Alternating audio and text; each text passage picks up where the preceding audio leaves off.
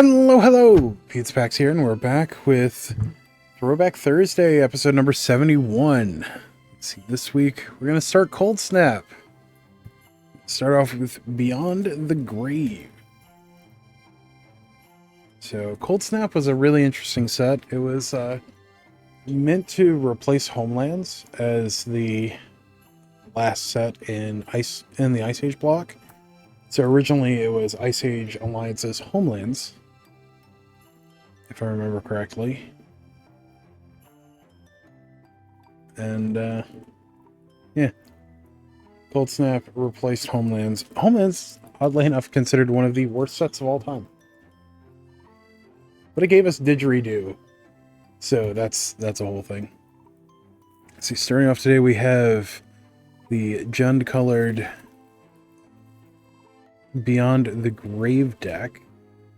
So Beyond the Grave, everything is scarce during an Ice Age except snow and death, which makes it a great time to be a necromancer. Slay your own minions for fun and profit, because their deaths unleash power and resurrect your recover cards. That's a fun one. So let's get into it. The recover mechanic was a strange one. Coldsnap in general was a strange one. It was added as a standalone set into Standard. If I remember correctly, either between Champions of Kamigawa and Ravnica, or it was between Ravnica and Time Spiral. I don't remember. Between Ravnica and Time Spiral. So I think this was a summer set. I think it came out on my birthday.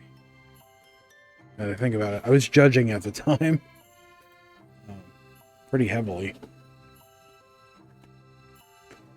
Yeah, Beyond the Grave. Antonio De Rosa. I believe he still plays. I think he also plays professional poker these days. Could be misremembering that. Alright.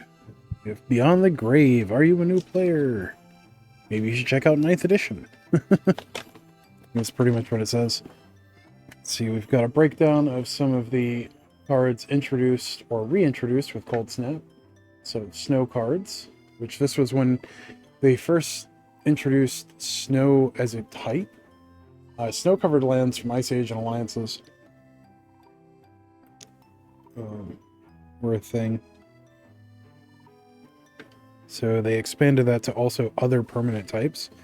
They added Ripple, Recover. They brought back Cumulative Upkeep and actually changed the rules of it.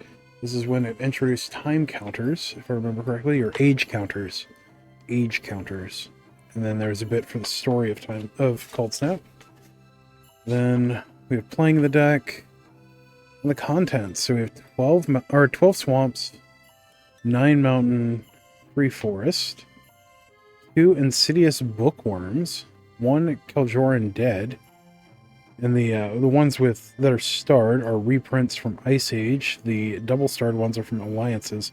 So insidious bookworms from Alliances, Keljoran dead from Ice Age, 3 gutless ghoul, 1 ashen ghoul from Ice Age, 2 Balduvian dead from Alliances, 2 Disciple of Tevish Zot, 2 Gristlegrinner, 1 Voidmaw, 1 Orcish Healer from Ice Age, 2 Orcish Blood Painter, 1 Deepfire Elemental, 1 Sekutar, Deathkeeper, or Sekuar,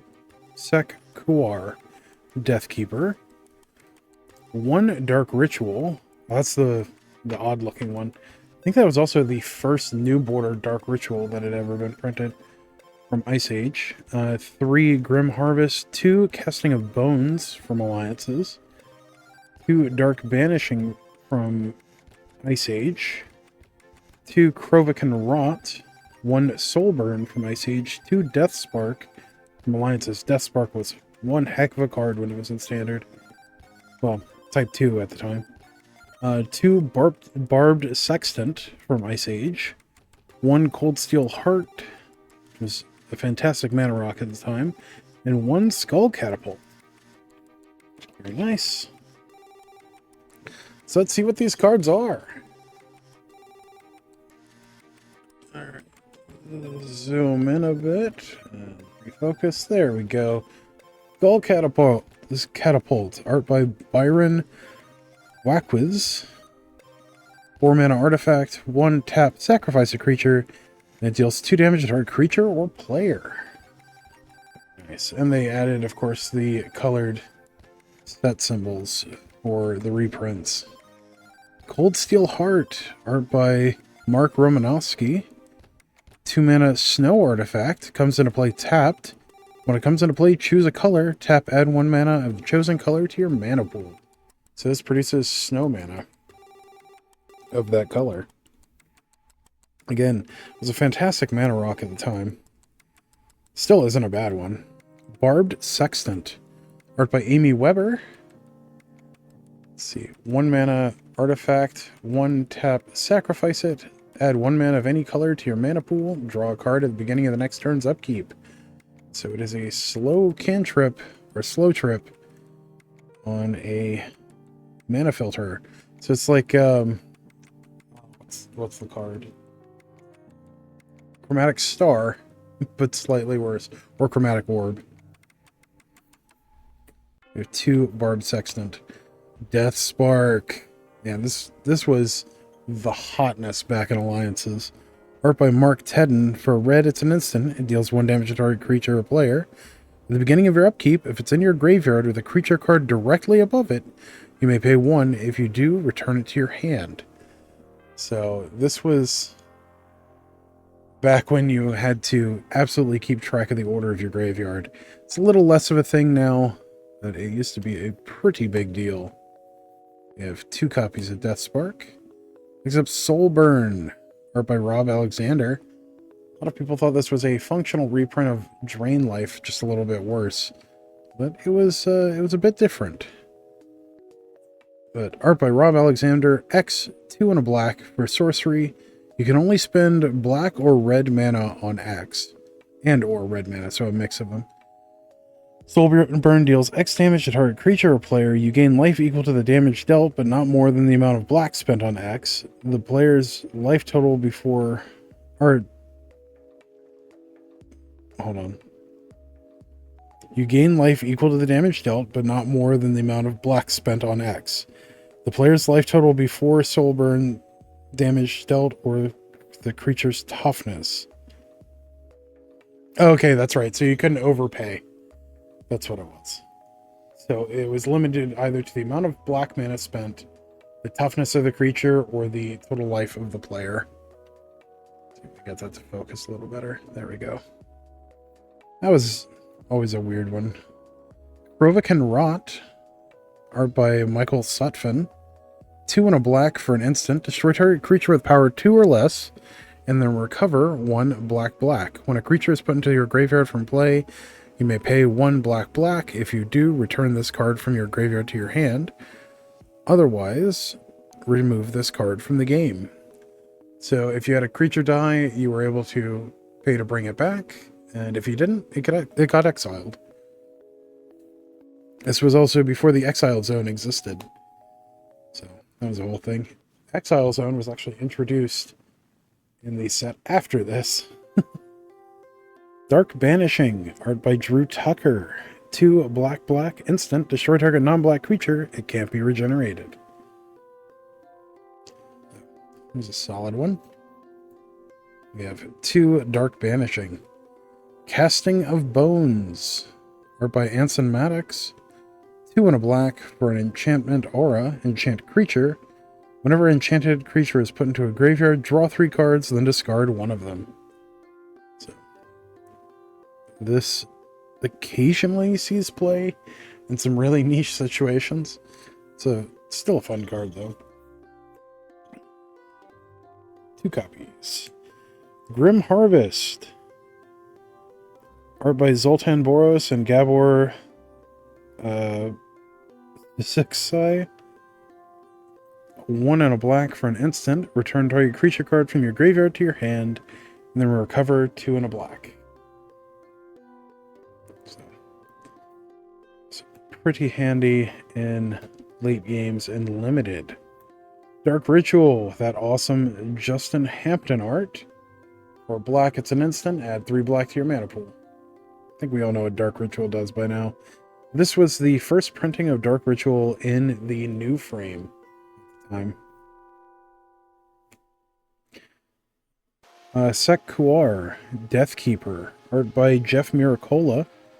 2 black-red-green for 4/3 legendary Orc Shaman. Whenever another non-token creature you control is put into a graveyard from play, put a 3/1 black and red Graveborn creature token with haste into play. For the longest time, this token did not exist. I think it was finally added in the last year or two. I think it was with Commander Masters that it was added in. Correct me if I'm wrong in the comments. Deepfire Elemental, art by Joel Thomas. 4 black-red for 4/4 Elemental. XX1, destroy target artifact or creature with converted mana cost X. This was really strong in limited. Just good repeated removal for both artifacts and creatures. Yes, it was expensive, but it was also stapled onto a 4/4 body. So it was pretty solid at the time. Orcish Blood Painter, art by Alan Pollock. 2 and a red for a 2/1 Orc Shaman with tap, sacrifice a creature. Orcish Blood Painter deals 1 damage to target creature or player. So nice sack outlet and a pinger. 2 copies. Orcish Healer, art by Quentin Hoover. Red for a 1/1 Orc Cleric, and then for red tap, target creature can't be regenerated this turn. Black tap, regenerate target black or green creature, and then red green tap, regenerate target black or green creature. Odd templating. Fun card though. Voidmaw. This is the other rare in the set. Art by E.M. Gist. Or Gist, I'm not sure. 4 black for 4/5 horror with trample. Another creature would be put into a graveyard from play, remove it from the game instead. Put a card removed from the game with Voidmaw into its owner's graveyard. Voidmaw gets +2/+2 until end of turn. Nice. It's just a good way to have a finisher in the late game. Gristle Grinner, art by Dave Alsup. 4 and a black for a 3/3 zombie. Whenever a creature is put into a graveyard from play, Gristle Grinner gets +2/+2 until end of turn. This could get rather out of hand rather quickly, especially in limited. We have 2 copies. Disciple of Tevish Zot, art by Pete Ventures. 2 black for a 3/1 human cleric. Tap, target creature gets -1/-1 until end of turn, which was pretty solid at the time. Still isn't bad. And then 4 black, tap, sacrifice Disciple of Tevish Zot. Target creature gets -6/-6 until end of turn. Solid removal. We have 2 copies. Balduvian Dead, art by Mike Kemble. 3 and a black for a 2/3 zombie. 2 and a red, remove a creature card in your graveyard from the game. Put a 3/1 black and red Graveborn creature token with haste into play. Sacrifice it at the end of turn. Another one that produces that weird 3/1 black and red Graveborn creature. But again, didn't have a dedicated token for quite some time. Ashen Ghoul. This was always a fun card. Art by Ron Spencer. 3 and a black for a 3/1 zombie with haste. For a black, you return Ashen Ghoul from your graveyard to play. Play this ability only during your upkeep. and only if 3 or more creature cards are above Ashen Ghoul. So, definitely a fun one. And the only during your upkeep was to prevent you from just chaining the same Ashen Ghoul over and over again. Or the same 4 Ashen Ghouls over and over again. Look. Still a cool card. Gutless Ghoul. A lot of ghouls. Art by Kensuke Okabayashi. 2 and a black for a 2/2 snow creature zombie. For 1 and sacrifice a creature, you gain 2 life. Not the best rate, but it is a decent sack outlet. This for a while actually still saw play in Pauper. With 3 Gutless Ghoul. Kildoran Dead. Art by Melissa M. Benson. For a black, it's a 3/1 skeleton. When it comes into play, sacrifice a creature. And then for a black, you can regenerate it. For the longest time, this was in Landstill list, and I still can't remember why. It was like a one of in the sideboard, and I don't remember why it was. Unless it was just to see if somebody had copied the list. Which is a thing pro players do sometimes. Insidious Bookworms, art by Greg Simonson. For a black, it's a 1/1 worm. When it is put into a graveyard from play, you may pay 1 in a black. If you do, target player discards a card at random. This is like, in a lot of ways, Ravenous Rats before Ravenous Rats. It's kind of a cool card, though. And we're to our basics. We have Forest with art by Pat Morrissey. Another with art by Pat Morrissey. And another with art by Pat Morrissey. 3 different. All have the same artist. We have Mountain, art by Tom Vanderstrand. Another Mountain with art by Tom Vanderstrand. And another.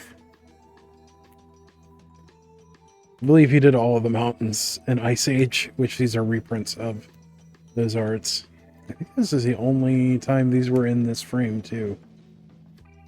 Except we have Swamps, art by Douglas Schuler. Some really nice swamps. Love the Ice Age basics. One of my preferred basics overall. I think all that we have left are swamps. Our foil. Hey, we got a foil snow-covered swamp by Rob Alexander. That is gorgeous. Really love it. And then we have the pro card for Antonio De Rosa.